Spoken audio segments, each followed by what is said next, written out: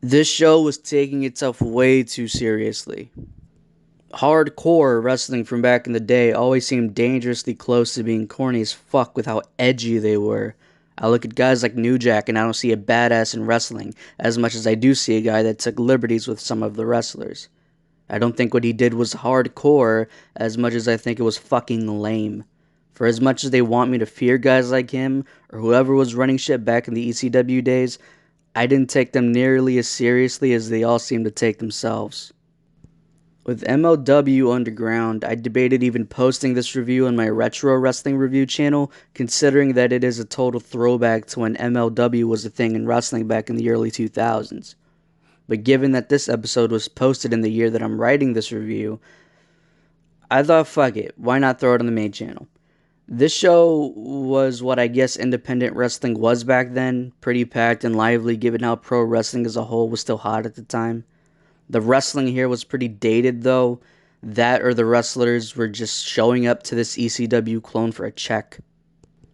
Every match on here was not worth wasting my time on. I considered even doing a review of each episode that came out, judging by who was showing up on these shows and in what matches.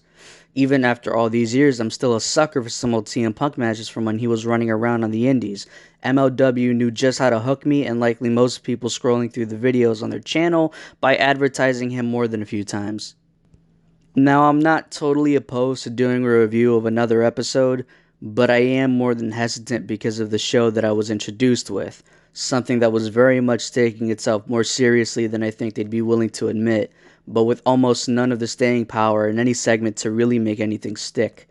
MLW Underground, based off of this episode alone, was a complete fucking drag and a lot more disappointing of a show than it should have been, in my opinion. I don't care about the Extreme Horsemen, and fuck did that age poorly. I don't expect the matches on the show to get any better at all, outside of maybe being able to pull off a below average show at best.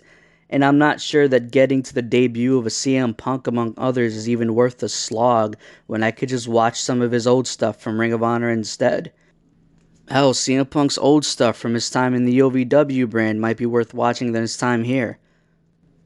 I can't promise that I'll revisit this, so for now I will leave it at being a show that was not for me, even though I was kind of hoping that it would be.